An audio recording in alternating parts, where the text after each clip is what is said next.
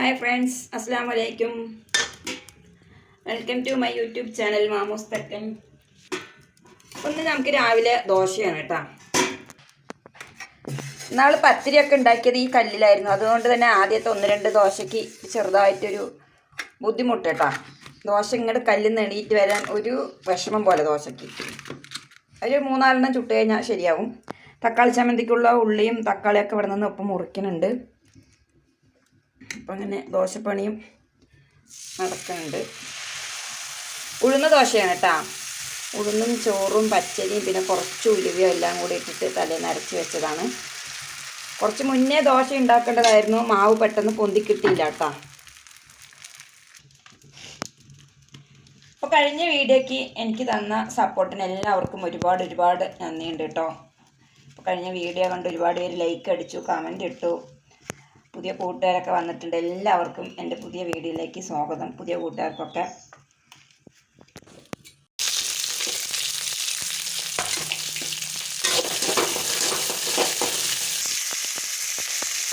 വെളിച്ചെണ്ണ വെച്ച് ഉണക്കമുളകും മല്ലിയിലയും ഇഞ്ചിയും സബോളയും എല്ലാം കൂടി ഇട്ടൊന്ന് വാട്ടിയെടുക്കുന്നുണ്ട്. ഈ തക്കാളിയും കൂടി ഇട്ട് വാട്ടി പിന്നെ കുറച്ച് ചെറിയ തേങ്ങയും കൂടി ഇട്ട് അരച്ചെടുക്കലാണ് കേട്ടോ. അപ്പം ഇങ്ങനെ ചമ്മന്തി അരച്ചാൽ എല്ലാവർക്കും ഒരുപാട് ഇഷ്ടമാണ്. തേങ്ങയ്ക്ക് കുറച്ച് ചിലവുള്ളൂ.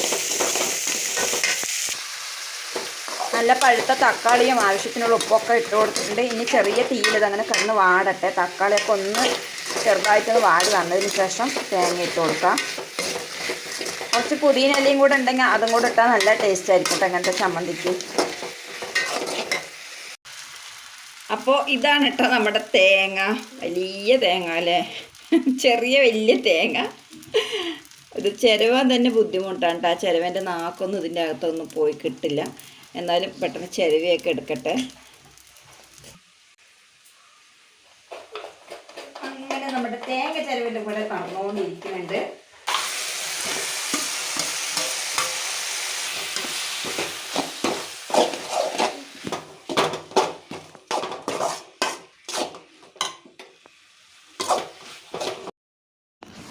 പിന്നെ അതെല്ലാം കഴിഞ്ഞു കേട്ടോ. പിന്നെ ഇത് വൈകുന്നേരത്താണ്. അപ്പോൾ കുട്ടികൾ സ്കൂൾ വിട്ട് വരുമ്പോഴേക്കും ഞാൻ കുറച്ച് അവിലൊക്കെ ഒന്ന് നനച്ചെടുക്കുകയാണ് കേട്ടോ. കുറച്ച് തേങ്ങയും പിന്നെ ശർക്കരയും എല്ലാം കൂടി ഇട്ടിട്ട് അവിലൊക്കെ ഒന്ന് നനച്ച് റെഡിയാക്കി വെച്ചിട്ടുണ്ട്. കട്ടൻ ചായയും ഇട്ട് വെച്ചു കേട്ടോ. അപ്പോൾ കുറച്ച് നേരത്തെ തന്നെ ഇത് ചെയ്ത് വെക്കുമ്പോൾ അവർ വരുമ്പോഴേക്കും ഒന്ന് സോഫ്റ്റായി കിട്ടുകയും കൂടി ചെയ്യും. പിന്നെ അത് കഴിഞ്ഞ് രാത്രി ഒന്ന് അടുക്കളയിൽ കയറി ഉച്ചക്കലൊക്കെ തട്ടിയും മുട്ടിയും പറഞ്ഞ പോലെ കുറച്ച് ദോശയും പഴങ്കഞ്ഞൊക്കെ ഉള്ളത് കഴിച്ചു കേട്ടോ. അപ്പോൾ ഇത് രാത്രിക്കാണ്. ഇനി അപ്പോൾ അതാ കുറച്ച് അരി ഇട്ടിട്ടുണ്ട്, ഒരു 1.5 ഗ്ലാസ് അരി ഇട്ടിട്ടുണ്ട്. പിന്നെ കുറച്ച് തണുത്ത ചോറും കൂടെ ഉണ്ട്, അതും കൂടി ഇട്ടിട്ട് ഒന്ന് ഊറ്റിയെടുക്കാനാണ് കേട്ടോ. അപ്പോൾ രാത്രിക്ക് കുറച്ച് ചിക്കൻ കറി വെക്കണം. ഇത് ചിക്കൻ്റെ എല്ലില്ലാത്ത പീസാണ് കേട്ടോ. ഇതുകൊണ്ടൊരു സംഭവം റെഡിയാക്കാനാണ്. ഒരു 5-6 പീസ് ചിക്കനൊക്കെ ഇട്ട് കൊടുത്തിട്ടുണ്ട്. കുറച്ച് വെള്ളം ഒഴിച്ച് കൊടുക്കാം. കുറച്ച് ചിക്കൻ മസാലയുടെ പൊടി ഇട്ട് കൊടുക്കുന്നുണ്ട്.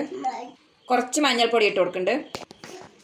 കുറച്ച് ആവശ്യത്തിനുള്ള ഉപ്പും കൂടെ ഇട്ട് കൊടുക്കാം. ഒരുപാട് വേണ്ട, അത്ര മതി. നമുക്കിതിനി ഒന്ന് വേവിച്ചെടുക്കാം കേട്ടോ. അത് നല്ലപോലെ ഒന്ന് വേകട്ടെ.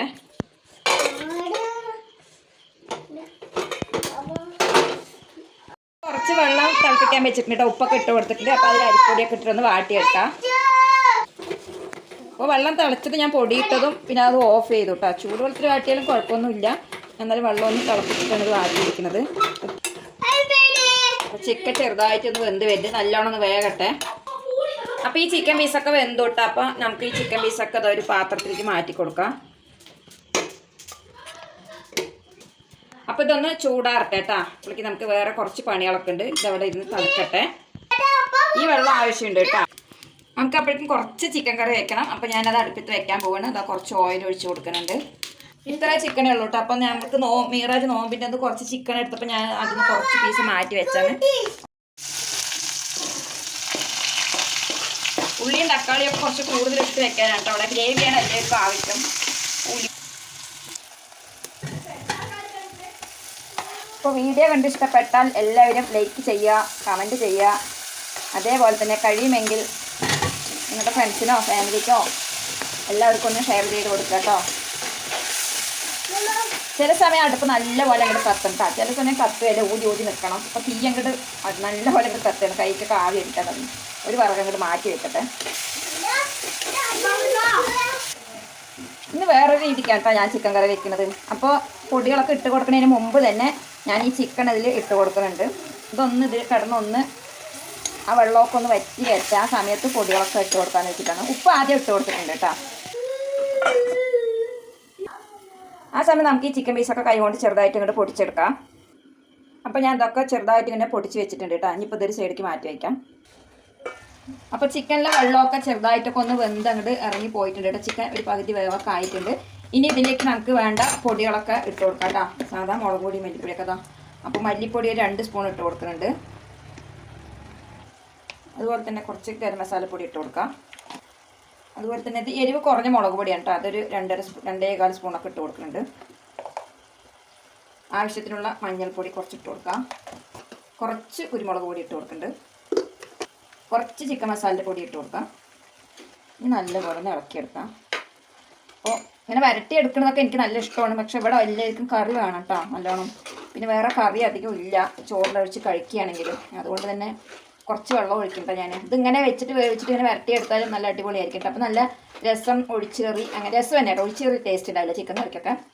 രസമാണെങ്കിൽ നല്ല ടേസ്റ്റാണ് കേട്ടോ. രസം അല്ലെങ്കിൽ സാമ്പാർ അങ്ങനെയൊക്കെ ആകുമ്പോൾ ഇതിങ്ങനെ വരട്ടി എടുത്താൽ നല്ല അടിപൊളിയായിരിക്കും. ഈ സമയം നമുക്ക് ഉപ്പൊക്കെ പാകമുണ്ടോ നമുക്ക് നോക്കാം. കുറച്ച് ഉപ്പ് വേണം. ഇനി നമുക്ക് നേരത്തെ ഞാനൊരു കുറച്ച് ചിക്കൻ പീസ് മാറ്റി വെച്ച ഈ വെള്ളമില്ല അത് ഇതിൽ ഒഴിച്ച് കൊടുക്കണ്ട കേട്ടോ. അപ്പോൾ ഇതിൽ ഒഴിച്ച് കൊടുത്തിട്ട് ഇനി നമുക്ക് ഉപ്പ് ഇടാം. കാരണം ഈ വെള്ളത്തിൽ ഉപ്പൊക്കെ കുറച്ചുണ്ടാകും. പിടിക്ക് ആ ഉപ്പ് ഇങ്ങോട്ട് എടുക്കുക. അപ്പോൾ ഇത് നോക്കിയിട്ട് നമുക്കിനി ഉപ്പിടാം കേട്ടോ. അപ്പോൾ ഇത് കണ്ടില്ലേ കറി ഇങ്ങനെ കഴിക്കാനും നല്ല അടിപൊളിയായിരിക്കും കേട്ടോ. പക്ഷേ ഇവിടെ ഗ്രേവി എന്തായാലും വേണം. കറിയൊക്കെ എല്ലാവർക്കും ഇതിലധികം വേണം കേട്ടോ. അപ്പോൾ ഇങ്ങനെ എന്തായാലും തികയില്ല. വേറെ കറിയൊന്നുമില്ല. അപ്പോൾ ഞാൻ കുറച്ച് വെള്ളം ഒഴിച്ച് കൊടുക്കുന്നുണ്ട്. അതുപോലെ കുറച്ച് ഉപ്പും കൂടെ ഇടണം കേട്ടോ. ഉപ്പ് പോരാ. എന്തായാലും ഇത്ര വെള്ളം മതി. ഒരുപാട് വെള്ളമൊന്നും ആക്കണില്ല. ഞാൻ എപ്പോഴും ചിക്കനൊക്കെ എടുത്തു കഴിഞ്ഞാൽ ഇതുപോലെ നിങ്ങളും അതൊക്കെ അതുപോലെ എല്ലാവരും ചെയ്യുന്നുണ്ടാകും.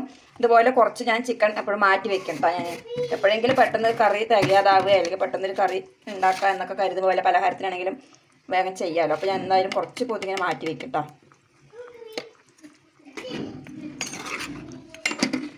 ഇനി ഒരു തട തിളയ്ക്കുമ്പോഴേക്കും നമ്മുടെ ചിക്കൻ കറി റെഡി ആയിട്ടാണ്. അപ്പോൾ അത് എണ്ണ ചൂടായിട്ടുണ്ട്. നമുക്ക് എണ്ണയിൽ കുറച്ച് പൊടിയായിട്ട് നൈസായിട്ട് മുറിച്ച സബോളയും മല്ലിയിലയും കൂടി ഇട്ട് കൊടുക്കുന്നുണ്ട് കേട്ടോ. അപ്പോൾ നല്ലപോലെ ഒന്ന് ഫ്രൈ ചെയ്തെടുക്കാം. പച്ചമുളകൊക്കെ വേണമെങ്കിൽ ഇട്ട് കൊടുക്കാം. ഞാനിപ്പോൾ അതൊന്നും ഇട്ട് കൊടുക്കണില്ല.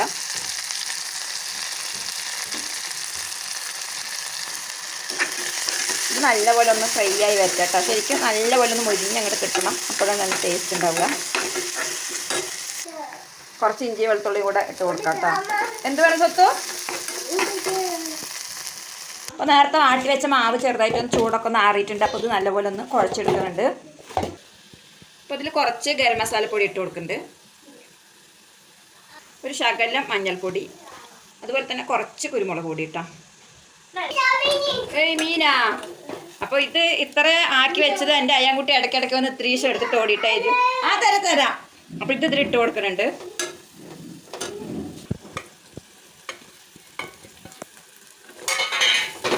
നല്ലപോലെ ഒന്ന് ഇതെല്ലാം കൂടെ ഒരു മിക്സ് ആവട്ടെ കേട്ടോ. ബൗൾസ് ആക്കിയിട്ട് ഇങ്ങനെ വെച്ചിട്ടുണ്ട് കേട്ടോ. അപ്പോൾ എല്ലാവർക്കും ഒന്ന് മനസ്സിലായിട്ടുണ്ടാവും എന്താ ഞാൻ ചെയ്യുന്നത് എന്നല്ലേ. എന്നാലും പുതിയ ആൾക്കാരൊക്കെ ഉണ്ടെങ്കിൽ അറിഞ്ഞോട്ടെ വെച്ചിട്ടാണ്. അപ്പോൾ ആ ബൗൾസ് ഇതിൽ വെച്ച് ചെറുതായിട്ടൊന്ന് പ്രസ് ചെയ്യുന്നുണ്ട്. ഒരുപാട് അമർത്തുന്നില്ല കേട്ടോ. നൈസാക്കണ്ട, ഇത്ര മതി.